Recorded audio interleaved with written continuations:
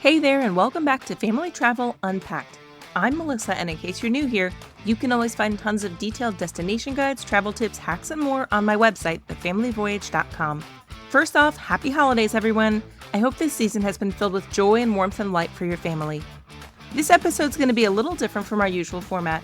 I'm recording just before we head out on our winter break cruise, and I want to take a moment to look back at what turned out to be a pretty incredible year of travel for our family. Instead of diving deep into strategies and tips, I'm just going to walk you through where we went this year, what we loved, and some of the memories that really stuck with us. Think of it as sitting down with a friend over coffee and catching up on the year. So grab your hot chocolate or eggnog, get cozy, and let's reflect on 2025 together. We kicked off the year in one of our absolute favorite places, Maui. This was actually our third visit with kids, and we brought our extended family along to ring in the new year together. If you missed last week's episode, I answered a lot of the most common questions about planning a family trip to Hawaii, so definitely go back and give that a listen. One of the highlights for us is that we fell completely head over heels for the Andaz Wailea. I know I've mentioned it before, but this hotel just hits that sweet spot for our family. It has high-end touches that make you feel like you're somewhere special, but without any of the stuffiness that makes you worry your kids are going to break something expensive. The beach there is perfect for us, too. We can snorkel right off the shore, the kids can splash around or boogie board, and we've gotten pretty good at spotting sea turtles gliding by. Also, the sunsets here are incredible. There's something so magical about those moments. One of my favorite experiences from that trip was the complimentary outrigger canoe excursion the hotel offers. I wasn't sure what to expect, but it ended up being this really memorable time with my husband, my son, brother-in-law, and my nephew. We were out on the water in a traditional Hawaiian canoe, and it just feels different from your typical tourist activity. We also went to the old Lahaina Luau, which I know can sound touristy, but it's genuinely really well done, and we all loved it. It's especially nice to see the business back on its feet after the terrible Lahaina fire in 2023. Since it was a winter trip, we made sure to get out for a whale watching excursion, which was fantastic too. Maui in January is it's hard to beat. In February, we snuck down to Miami for a long weekend. This was actually our second time staying at the Hyatt Regency Coral Gables, and I have to say, I really love that hotel. It's in a beautiful, walkable neighborhood that feels safe and has so many family-friendly restaurants that you can get to on foot. The pool is heated and there's a hot tub too. And here's my favorite part, complimentary Cuban coffee and pastelitos in the lobby. As a coffee person, it makes me so happy that I can grab a little shot every time I'm down there. We did a great food, culture, and history tour in Little Havana that was fantastic for all of us. It's one of those experiences where you're eating amazing food, but also learning so much about the Cuban American community and their history. And then we took a day trip out to Shark Valley in Everglades National Park, which is a completely different experience from the city, even though it's only an hour away. Of course, since it's Miami, we also hit up a great local beach to meet up with some friends. You know, I hear people say all the time that Miami isn't kid-friendly, and as I was putting together my notes for this episode, I asked my son about it since he was sitting next to me. He was genuinely surprised by the question. My kids love Miami. There's so much to see and do beyond South Beach, which I grant is much more adult-oriented. In fact, we're heading back as I record this. We're going to spend a few days in the city before getting on a cruise ship for our winter break trip, and we're all pretty excited to check out some new stuff. More on that in a few minutes, though. Spring break took us to Costa Rica, and if you listened to episode 5, you heard the full story about the strangest, most disrupted flight we've ever experienced. I mean, it was wild. It required completely rearranging several days' worth of plans. But even with all the chaos, Costa Rica was an excellent family destination. We balanced adventure and wildlife experiences with plenty of time to decompress and relax, too.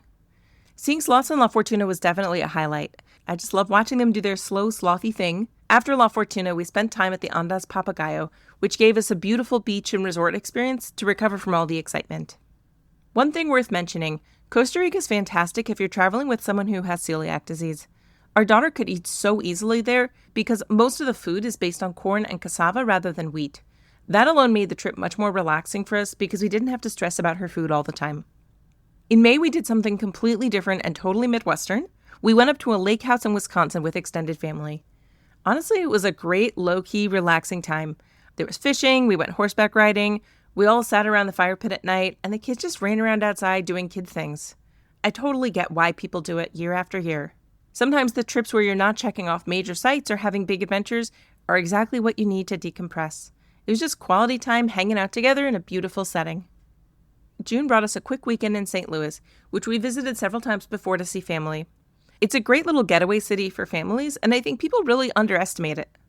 The highlight for us was seeing our Los Angeles Dodgers play at Busch Stadium. If you listen to the last episode, you might be catching a pattern here, which is that we always look for a weekend swing through the Midwest on the Dodgers schedule. It's a great excuse to check out a different part of our region and make my teenage son and husband really happy. Of course, I like the Dodgers too, and I really enjoy seeing all the different stadium designs. It's just a weird thing for me. Busch is a neat one because it has a perfect view of the Gateway Arch, which is just iconic. We didn't go up the arch this time because we've done it before, but it's definitely worth doing if you're new to St. Louis. We also went to the City Museum one night. We've gone before during the day, but man, the evening is so much better because it's way less crowded and cheaper. And here's a fun story. We actually saw some of the Dodgers players there with their own kids. It was a cool reminder that even professional athletes are just parents trying to entertain their children on a long road trip. July was definitely our busiest month of travel. We went to Italy and we did something we've never done before. My son and I went first, just the two of us, to spend time in Rome. He really wanted to see the Colosseum and I wanted to visit Pompeii. Then my husband and daughter joined us, and we continued on to Bologna, the Dolomites, and Venice together. Going to Rome alone with my son was such a special experience. We're really similar as travelers. We like the same pace, the same kind of activities. And since he's about to start high school, I know these opportunities are only going to get harder to come by. We've crammed in so many tours and experiences, and I feel like I understand Rome in a way that I didn't after my previous visits.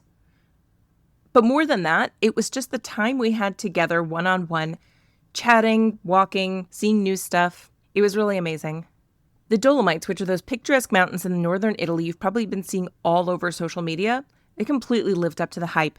I get it now. I understand why people rave about this area. It's truly spectacular.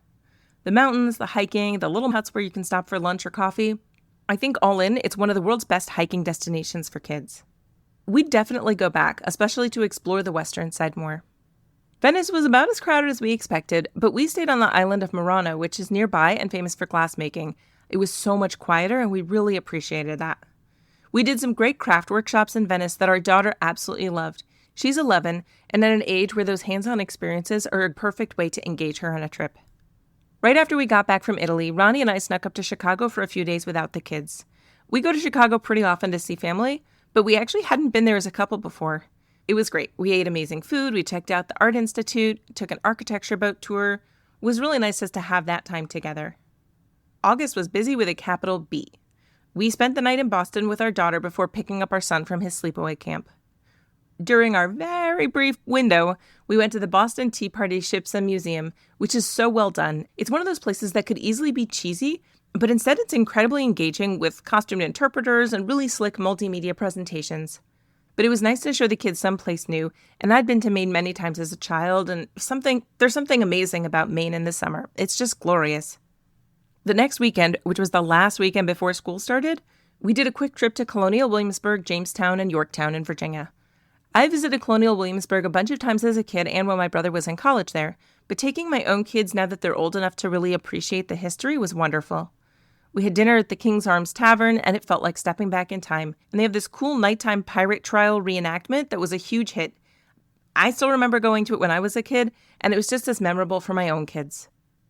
Jamestown and Yorktown have so much more to offer than they did when I was growing up, so if you're thinking about getting down there, definitely add those on.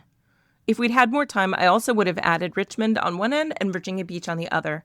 There's a ton to explore in that part of Virginia, so keep it in mind if you're looking for a getaway that has a huge range of things to check out.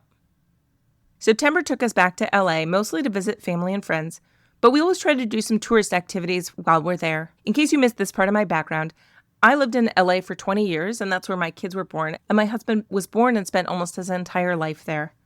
So we're really familiar with LA, and we've done almost everything there is to do, but we love finding new stuff whenever we go back to visit.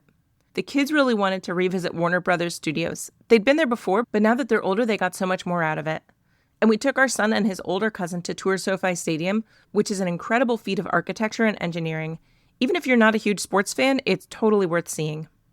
While the rest of the family flew back to Ohio, I actually went straight from LA up to Seattle for a work trip and managed to squeeze in a visit to Snoqualmie Falls, which is a gorgeous, easy day trip from the city.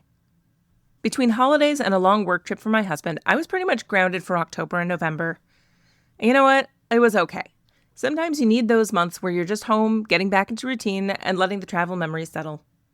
Plus, it was a great time to catch up on content creation and launch this podcast. But don't worry, our schedule's picking up again now that we're in December. We just got back from a ski weekend in Pennsylvania with friends. Most of us are pretty new to skiing, But it's been really fun learning together and trying something different. If you missed episode 11, my friend Jess, who's a total skiing expert, was on talking all about planning family ski trips, so definitely check that out if you're considering it. And now we're getting ready to head back to Miami tomorrow and hop on a cruise with our extended family. We really love doing these winter break trips together. There's something special about gathering the whole family and just having that time to bond with no other responsibilities. Looking back at this list, I'm kind of amazed at how much we managed to fit in 2025. We had international trips, domestic weekend getaways, city experiences, beach time, mountains, history, and everything in between. Some trips were big adventures we'd been planning for months, and others were spontaneous weekend getaways that were thankfully easy for me to plan. But here's what strikes me most. It wasn't about checking off a certain number of countries or destinations. There were plenty of places that we'd been to before. The best moments weren't necessarily at the most famous sites. They were things like Jacob and me wandering around Rome at night together, watching sea turtles in Maui with my daughter, sitting around a fire pit in Wisconsin, spotting baseball players at a children's museum in St. Louis. This year really enforced for me that family travel is about so much more than where you go. It's about the time together, the shared experiences, trying new things, and yes, sometimes dealing with major flight delays and misconnections, but still finding a way to make it work and have fun anyway. I'm not going to give away all of our plans for 2026 yet. You'll have to tune into the next episode for that, so be sure to hit follow. But I'll tease that we've got some exciting trips on the horizon, and I'm looking forward to sharing those adventures with you throughout the next year. Thank you so much for being part of the Family Travel Unpacked community this year. Whether you've been listening since episode 1 or you just found us recently, I'm really grateful that you're here. I love hearing from you, your questions, your own travel stories, your tips and tricks. If you haven't already, be sure you subscribe so you don't miss any episodes. And as always, you can find detailed destination guides, articles, and resources on my website, thefamilyvoyage.com. Have a wonderful holiday season, whatever you're celebrating and wherever you are. I hope you get to spend quality time with the people you love, and maybe even sneak in a little travel planning for the year ahead. I'll be back soon with a sneak peek at what 2026 has in store. Until then, happy travels!